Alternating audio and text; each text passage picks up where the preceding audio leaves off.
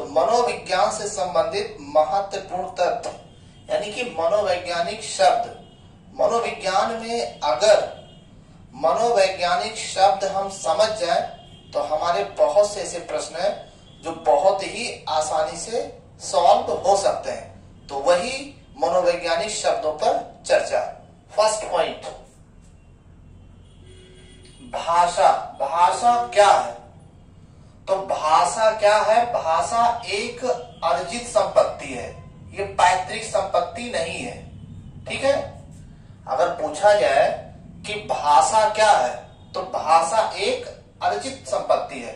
भाषा एक प्रयास पूर्ण प्रक्रिया है, भाषा जन्मजात नहीं है। यानी भाषा अगर हम सीखने का प्रयास करेंगे तो भाषा का विकास होगा, अगर नहीं सीखने का प्रयास करेंगे तो भाषा का विकास नहीं होगा। ठीक, चलिए नेक्स्ट पॉइंट की बात करते हैं। आत्मनोमुखी भाषा किसे कहते हैं? आत्मनोमुखी भाषा वो भाषा होती है जिस भाषा के माध्यम से हम खुद को समझते हैं, वो आत्मनोमुखी भाषा होती है। और जिस भाषा के माध्यम से हम दूसरों को समझते हैं, समाज को समझते हैं, वो होती है सामाजिक भाषा। ये क्लियर हो गया? To the point. Next point, परिप्रेक्षा का उद्देश्य। तो सबसे पहले तो परिप्रेक्षा किसे कहते हैं ये समझना होगा। परिप्रेक्षा मतलब ये होता है किसी के बारे में विस्तृत जानकारी करना, किसी चीज के बारे में जानकारी करना, कितना सही है कितना गलत है, हर चीजों के बारे में सर्वेक्षण करना। और परिप्रेक्षा का उद्देश्य यही होता है कि भ्रम को खत्म करना, तार्किक बनना, वैज्ञानिकता लाना। ठीक, ये होता है उद्देश्य। ठीक, चलिए अगले पॉइंट की तरफ। पांचवा पॉइंट है अनुबंधन किसे कहते हैं? देखिए, अनुबंधन का अर्थ होता है जोड़ना, यानी उद्दीपक और अनुक्रिया के बीच में जो सहचर स्थापित होता है उसी को कहते हैं अनुबंधन। ठीक, जैसे सक्रिय अनुबंधन का सिद्धांत, शास्त्रीय अनुकूलित अनुबंधन सिद्धांत। ठीक, चलिए नेक्स्ट पॉइंट की तरफ। अवप्रेरणा या प्रेरणा। ठीक है, तो अवप्रेरणा और प्रेरणा, इसका अर्थ देखिए क्या होता है। इसका अर्थ होता है आंतरिक शक्ति। अवप्रेरणा क्या है? एक आंतरिक शक्ति है जो हमें कार्य करने की शक्ति को और बढ़ा देती है। अवप्रेरणा एक प्रकार से ऊर्जा देने का कार्य करती है। ठीक, आपको पता है कि अवप्रेरणा को आवश्यकता भी कह सकते हैं। अब प्रेरणा सिद्धांत, आवश्यकता सिद्धांत, मांग सिद्धांत, ये मैस्लो ने दिया था। ठीक है ना। चलिए नेक्स्ट पॉइंट की तरफ। आवृत्ति। आवृत्ति का अर्थ होता है अभ्यास करना, पुनरावृत्ति करना, बार बार अभ्यास करना। बार बार अभ्यास करने से आत्मविश्वास बढ़ता है। ठीक है ना, जितने आप अभ्यास करेंगे उतने आप में कौशलता या उसके प्रति उसमें आपको अधिक्षमता आती जाएगी। तो आवृत्ति बहुत जरूरी है। ठीक है, पढ़ी हुई चीजों का दोबारा रिवीजन करना, इससे क्या होता है? आत्मविश्वास बढ़ता है। ठीक, खोई हुई शक्ति वापस आ जाती है आवृत्ति के माध्यम से। आठवां पॉइंट, समवाय विधि। समवाय विधि उसे कहते हैं कि हिंदी का पाठ आप पढ़ाइए और पाठ पढ़ाते पढ़ाते उसी बीच में ग्रामर का भी ज्ञान बच्चों को देते चलिए, उसी को कहते हैं समवाय विधि। इस तरीके से बताने से होता क्या है कि बालक के मस्तिष्क में वो चीजें बैठ जाती है और आसानी से वो सीख जाता है। नेक्स्ट पॉइंट, ग्रहात्मक कौशल। ठीक है ना, वैसे जो भाषा कौशल होते हैं वो 4 प्रकार के होते हैं। ठीक, सुनना, बोलना, लिखना और पढ़ना। तो इसमें ये पूछा जा रहा है कि ग्रहात्मक कौशल कौन सा है, यानी किस कौशल के माध्यम से हम कोई चीज ग्रहण करते हैं। तो सुनकर और पढ़कर। सुनेंगे तभी नई चीज सीख पाएंगे, पढ़ेंगे तब भी नई चीज सीख पाएंगे। तो ये ग्रहण करने का तरीका हो गया। अव्यक्तात्मक कौशल, कौन सा ऐसा कौशल है जिसके माध्यम से हम अपने विचारों को प्रकट करते हैं? तो वो हो जाएगा बोलना और लिखना। लिखकर भी हम अपने विचारों को प्रकट करते हैं और लिखकर और बोलकर भी प्रकट करते हैं। ठीक, नेक्स्ट पॉइंट, परिपक्वता। परिपक्वता से क्या तात्पर्य है? परिपक्वता मतलब मैच्योरिटी, ठीक है ना। मैच्योरिटी मतलब निर्णय लेने की क्षमता, किसी भी समस्या का समाधान करने की क्षमता, चिंतन करने की क्षमता, मूल्यांकन करने की क्षमता, तर्क करने की क्षमता, कितना सही है कितना गलत है इसमें अंतर करने की क्षमता, गुण और दोष समझने की क्षमता क्या कहलाती है? परिपक्वता। और ये परिपक्वता आपके शिक्षण पर निर्भर करती है, अभ्यास पर निर्भर करती है, आपके अनुभव पर निर्भर करती है, आपके वातावरण और आनुवंशिकता पर निर्भर करती है। चलिए नेक्स्ट पॉइंट की तरफ। सामाजिकता, ठीक है ना। आपने पढ़ा होगा सामाजिक और सांस्कृतिक, ठीक है। तो सामाजिक में क्या होता है? रीत रिवाज, ठीक, जो समाज के रीत रिवाज है वो आ जाएंगे आपके सामाजिकता में। जबकि संस्कृति क्या होती है? संस्कृति होती है पहनावा, खान पान, रहन सहन, ये आपकी आ जाएगी संस्कृति में, ठीक। चलिए नेक्स्ट पॉइंट की तरफ चलते हैं। भाषा।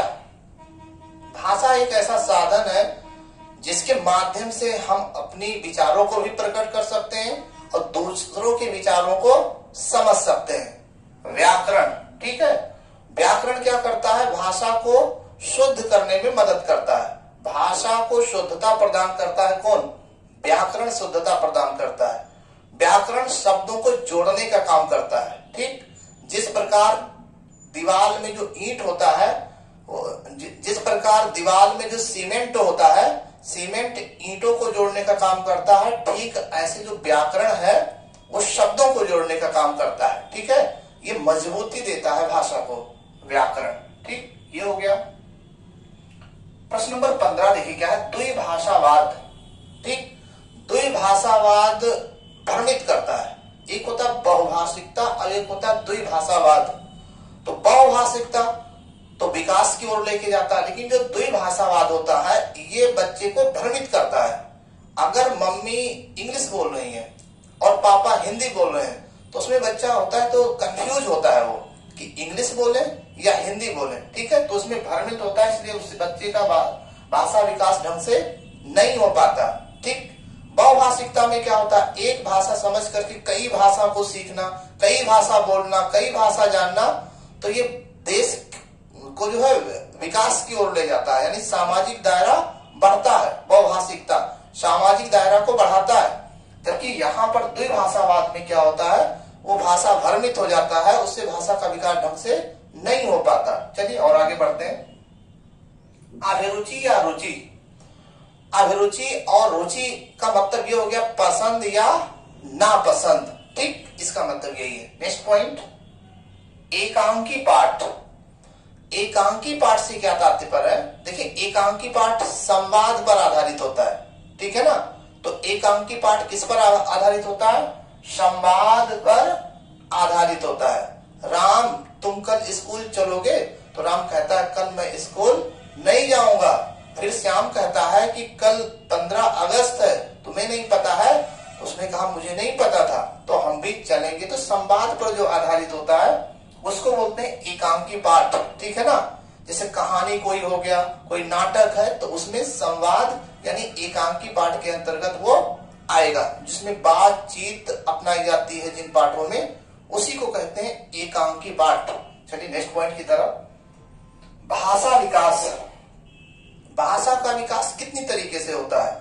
4 तरीके से, सुनकर, बोलकर, लिखकर और पढ़कर। ये है भाषा विकास का माध्यम, ठीक। चलिए नेक्स्ट पॉइंट 19वें नंबर पर, निगमन। निगमन विधि में क्या होता है? बालक को पुस्तक दे दिया जाता है और सूत्र, ठीक है ना, वो रट लेता है। तो जो पुस्तक विधि है, सूत्र विधि है, हिंदी की ग्रामर है, अंग्रेजी की ग्रामर है, ये सभी निगमन विधि पर आधारित होते हैं। ये सब रटने पर आधारित होते हैं, यानी कि इसमें नियम को रटना पड़ता है, ठीक। बाकी जो आगमन विधि है उसमें उदाहरण देके समझाया जाता है, ठीक। चलिए नेक्स्ट पॉइंट की तरफ। ब्लूप्रिंट क्या है? देखिए ब्लूप्रिंट का मतलब हो गया प्रश्न पत्र तैयार करना। तो प्रश्न पत्र तैयार करते समय कितने लघुत्तरीय, कितने अति लघुत्तरीय, कितने विकल्पीय, कितने बहुविकल्पीय, ठीक है ना, कितने रिक्त स्थानों की पूर्ति टाइप के क्वेश्चंस होंगे, ठीक है। तो ब्लूप्रिंट में इन सब चीजों का ध्यान में रखा जाता है, ठीक। चलिए, लिंगुआ फोन क्या है? लिंगुआ फोन एक श्रव्य सामग्री यंत्र है, ठीक है ना। लिंगुआ फोन क्या है? एक श्रव्य सामग्री यंत्र है।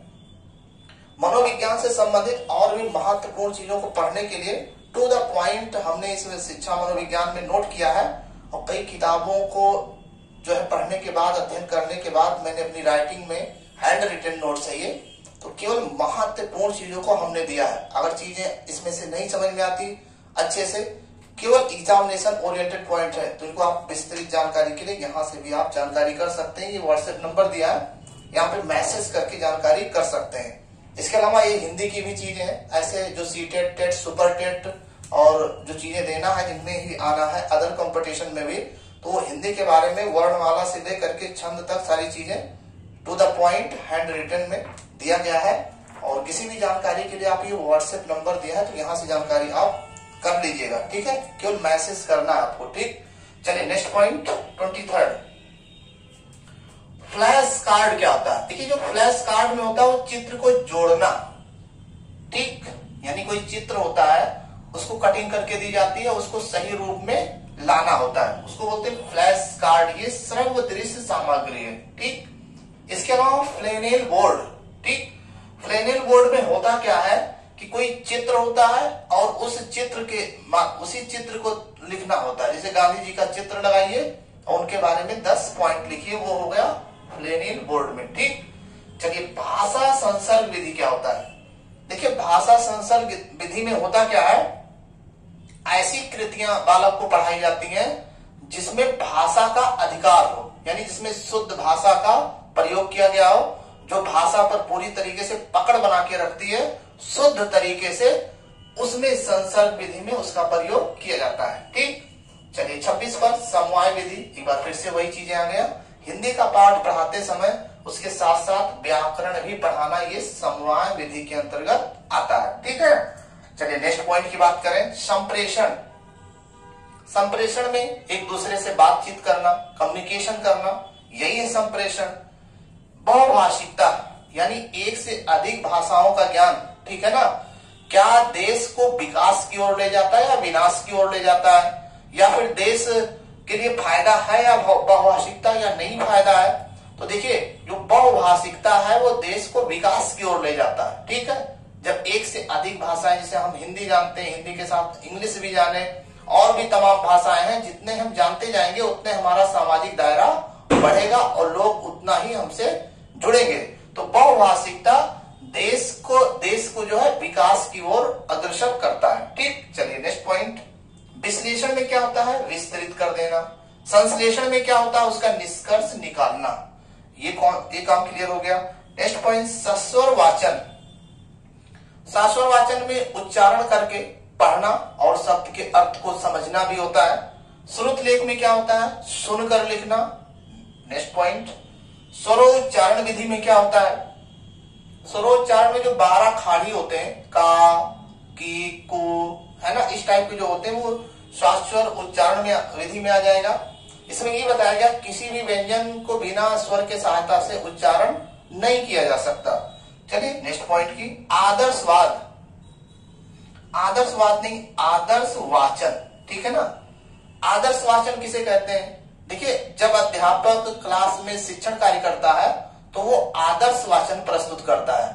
वो शुद्ध बोलता है, आरोह प्रारोह, ठीक है। हम ही जैसे बोल रहे हैं तो पूरा प्रयास कर रहे हैं कि जितना भी शुद्ध हो पाए भाषा का शुद्धतम रूप हम आपके सामने प्रस्तुत करें, तो ये आदर्श वाचन होता है। आदर्श वाचन में पूरा व्याकरण विधि, पूरा व्याकरण का भी ध्यान में रखना पड़ता, उच्चारण भी ध्यान में रखना पड़ता है, आरोह प्रारोह यानी उतार चढ़ाव भी ध्यान में रखना पड़ता है।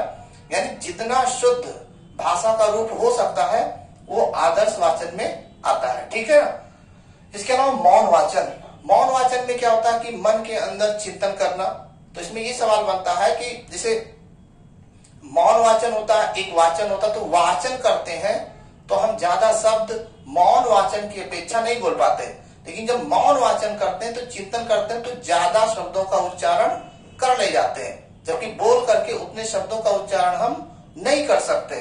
तो ये हो गया कुछ मनोवैज्ञानिक शब्द। और भी मनोवैज्ञानिक शब्द है जो हम इसके नेक्स्ट वीडियो में चर्चा करेंगे। हमारे वीडियोस को देखने के लिए आपको बहुत बहुत धन्यवाद।